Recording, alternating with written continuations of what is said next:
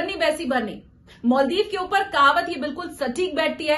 कैसे भारत के साथ पंगा लेकर भारत विरोधी बातें करके मालदीव अब खुद संकट में पड़ गया है, वहां की अर्थव्यवस्था कैसे आने वाले दिनों में पूरी तरह तार-तार हो सकती है। ये सब शब्दों के जरिए नहीं, आंकड़ों के जरिए आपको मैं समझाती हूँ।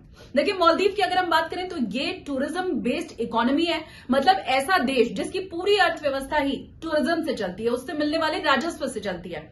अगर कुल जीडीपी की हम बात करें मालदीव के, जैसा मैंने कहा, मैं आपको आंकड़ों के जरिए समझाने वाली हूं, तो कुल जीडीपी की अगर हम मालदीव की बात करें तो इसका 25% हिस्सा जो राजस्व का है वो टूरिस्ट जो वहां पहुंचते हैं, टूरिज्म से मिलने वाली जो पैसा रहता है उसी से आता है। और ये जो 25% है, मतलब जीडीपी का 25% टूरिज्म से आता है, और ये जो 25% है उसमें 11% भारतीय टूरिस्ट का दिया हुआ पैसा होता है। तो ऐसे में बड़ी संख्या में भारतीयों का वहां पर पहुंचना और पैसा खर्च करना, ये आर्थिक स्थिति मजबूत कर रहा था अभी तक मालदीव की। जो पूरा उसका भंडार है पैसों का, विदेशी मुद्रा भंडार है, वो सब इसी टूरिज्म पर निर्भर करता है। अब ऐसे में भारतीयों ने ये कह दिया कि बायकॉट मालदीव, हम मालदीव नहीं जाएंगे। तो हर रोज का कितना घाटा मालदीव को हो रहा है, अब आप वो भी जरा सुनिए। 2023 के आंकड़ों की मैं बात करती हूं, उसके बाद ये भी बताऊंगी कि कितने टूरिस्ट पहुंच रहे थे। 2023 के अगर मैं आंकड़ों की बात करूं तो 38 करोड़ डॉलर भारतीयों ने मालदीव पहुंचकर खर्च किए। भारतीय करेंसी में अगर इसे मैं समझाऊं तो 3152 करोड़ रुपए ये बनते हैं। इतने पैसे भारतीयों ने मालदीव जाकर खर्च किए। अब इसको जरा रोज में निकालते हैं, क्योंकि ये तो मैंने आपको वार्षिक बताया, सालाना।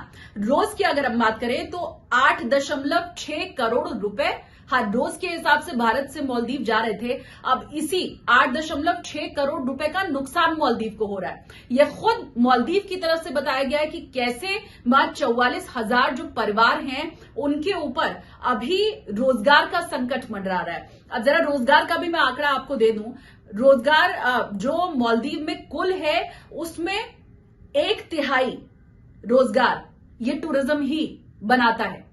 जो वहां टूरिस्ट पहुंचते हैं उनके जरिए ये रोजगार वहां पर पैदा हो रहा है। तो अब इसका भी नुकसान, मतलब जो पैसा पहुंच रहा है देश में उसका नुकसान, आर्थिक हालात यहां पर संकट में, विदेशी मुद्रा भंडार घट रहा है, और जो रोजगार देश के लोगों को मिल रहा था उसमें भी भारी कमी आई है। देखिए, 2018 तक जो भारतीय पहुंच रहे थे मालदीव में तो 5वां स्थान था भारत का। टूरिस्ट जो पहुंच रहे थे उसमें भारतीय जो पहुंच रहे थे वो 5वें नंबर पर थे। फिर 2019-20 की हम बात करें, ये कोविड का टाइम है 2020 का, तब भी भारतीय टूरिस्ट मालदीव पहुंचते रहे, वहां पहुंचकर पैसे खर्च करते रहे, और उस वक्त जो भारतीय पहुंच रहे थे वो दूसरे नंबर पर थे, 5वें से दूसरे नंबर पर। तो बहुत प्यार लुटाया भारत ने मालदीव को, जो यहाँ के टूरिस्ट पहुंचे उन्होंने बहुत प्यार लुटाया। 2023 की अगर हम बात करें तो तब यह आंकड़ा पहले पर पहुंच गया। सबसे ज्यादा टूरिस्ट भारत से पहुंच रहे थे मालदीव। तो 2018 जबकि 5वें पायदान पर यहाँ के टूरिस्ट थे मालदीव जाने के मामले में, 2023 में वो बढ़कर पहले नंबर पर आ गया, और 2024 की शुरुआत में ही भारतीयों ने कह दिया कि बस अब हम नहीं जाएंगे मालदीव। तो ये बहुत बड़ा नुकसान वहां की सरकार को, और इसीलिए ये आंकड़ा खुद मालदीव की तरफ से जारी किया गया है कि कैसे 44,000 जो परिवार मालदीव के हैं उनके ऊपर संकट रोजगार का अब खड़ा हो गया है। अच्छा, ये तो सिर्फ टूरिस्ट की बात, जो टूरिस्ट पहुंच रहे हैं उनकी बात है। भारत वैसे भी मालदीव की हमेशा से सहायता करता रहा है।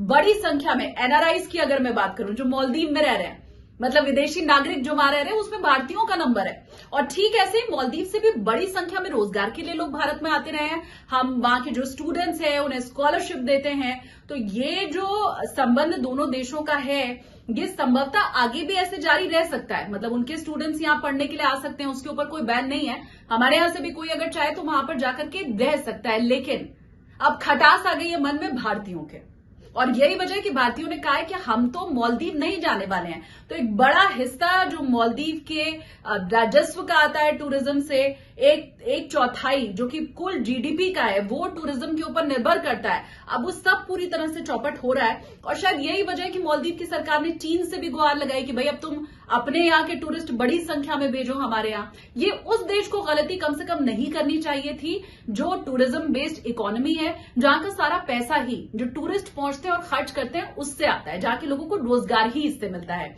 ऐसे देश को ये गलती कतई नहीं करनी चाहिए थी, और वो भी अपने मित्र देश के साथ या फिर उस देश के साथ जो एक तरह से वहां के लोग जब पहुंचकर प्यार लुटा रहे हैं तभी आपकी इकोनॉमी चल रही है।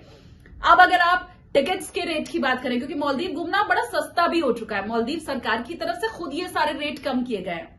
ये जब तक बॉयकॉट मालदीव नहीं था तब तक एक दिन का अगर 1 राउंड ट्रिप की मैं बात करूं तो जो किराया था फ्लाइट का वो 20 से 22 हजार रुपए बैठता था।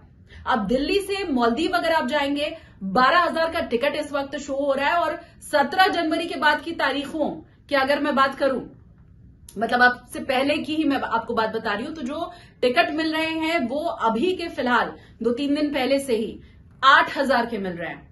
तो इतना किराया सस्ता हो चुका है, होटल रेट सस्ते हो चुके हैं। अब जाहिर सी बात है, ये तो डिमांड और सप्लाई का खेल होता है ना, तो वो कम हो चुका है। हर तरह से मालदीव ने पैसे कम करने के बाद भी भारतीय टूरिस्ट को रिझाने की भरसक कोशिश की, लेकिन भारतीय वहां जाने को तैयार नहीं है। और इस लिहाज से, जैसा मैंने शुरू में ही आपको कहा था कि आंकड़ों के जरिए आपको बताऊंगी, इस लिहाज से हर रोज का 8.6 करोड़ रुपए का घाटा अभी मालदीव सह रहा है। तो ये तो वही बात हो गई, गलती खुद की तो खामियाजा तो भुगतना ही पड़ेगा, बस वही हो रहा है।